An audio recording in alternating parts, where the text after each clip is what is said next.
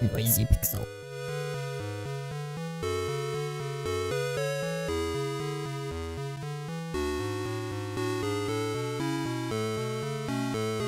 With retro platformers being more and more common these days, I feel like it's the ones that put a unique spin on the genre to make it their own that truly makes them stand out. While developer Storyboard Games doesn't focus too much on the plot of their newest adventure to come to Nintendo Switch, they do have some great moments of game design that will put any fan of the genre's skills to the test. I'm Azara Lopez and this is Noisy Pixel's review for Aggelos on Nintendo Switch.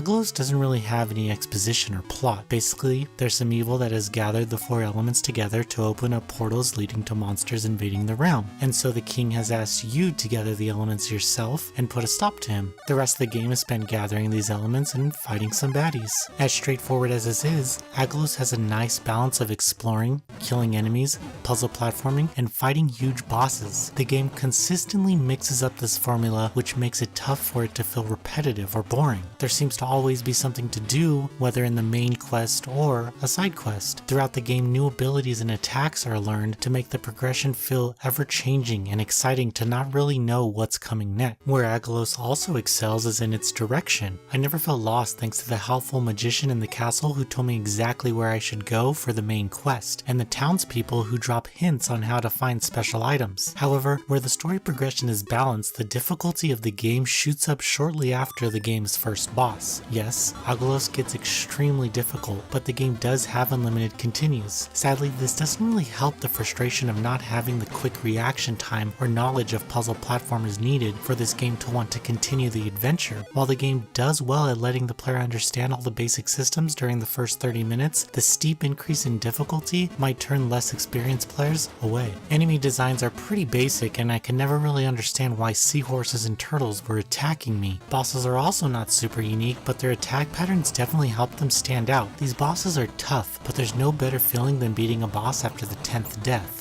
Aggelos has an open world design that connects everything together. The game offers plenty of different skills and abilities that help to traverse the lands easier. There's even a fast travel item. Aggelos' graphics are a lovely reminder that these retro games can fit in with more modern titles. Also, the music complements the design brilliantly and made the game even better. The Switch version is the perfect home for this game, and taking the adventure on the go offered the chance to induce nostalgia wherever I was. Aggelos was one of those surprise retro adventures that I actually didn't know about until it released on the Switch. Even though there were some truly difficult moments, I enjoyed the level of challenging puzzle platforming for hours of fun. It is tough for this game to feel repetitive or stale given that new abilities and enemy variations constantly mix things up. While the game's premise is simple, I had a great time saving this region and didn't really care what had to be done to do it.